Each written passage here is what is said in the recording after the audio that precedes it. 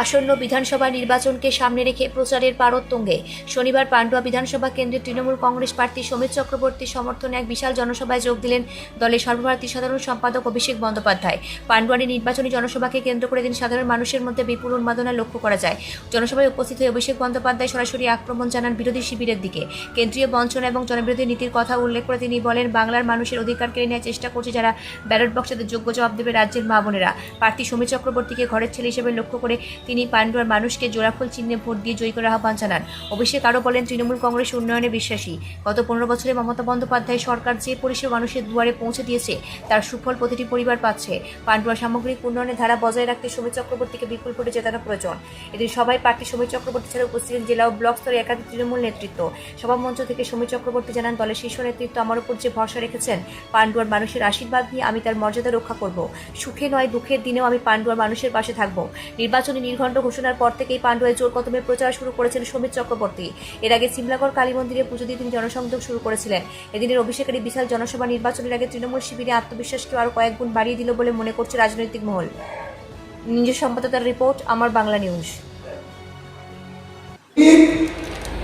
অত্যন্ত সুবক্তা, দলের মুখপত্র, দলের মধ্যে তিনি অত্যন্ত পরিচিতি এবং বিশ্বস্ত মুখ। মমতা বন্দ্যোপাধ্যায়ের দীর্ঘদিনের সৈনিক। তিনি তালবাংলা বিধানসভার বিধায়ক ছিলেন, 5 বছর প্রতিনিধিত্ব করেছেন এবং তালবাংলার সার্বিক রাস্তাঘাট এবং পরিকাঠামো উন্নয়নে তার বিশেষ অবদান রয়েছে। আর এখানে অভিষেক বন্দ্যোপাধ্যায় জনসভায় এলেন, কি বলবেন?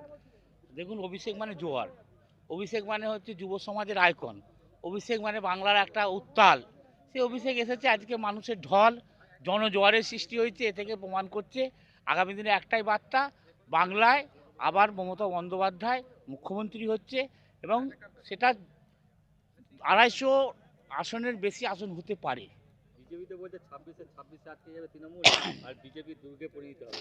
আরে অনেক কথা বলেছি, এর আগে কি বলেছে, ইসকি বার 200 পার, ধাপাস 77, সেখান থেকে আবার কমতে কমতে আরো কম, তো ইসকি বার 50ও টপকাবে না। এলেন, কি বলবেন? এই জনসভায় এসে কি বলবো, আমাদের দলের সেনাপতি অভিষেক বন্দ্যোপাধ্যায় আজকে পান্ডুয়ার তৃণমূল কংগ্রেসের যিনি প্রার্থী, মনোনীত প্রার্থী সমীর চক্রবর্তীর সমর্থনে সভা করতে এসেছিলেন।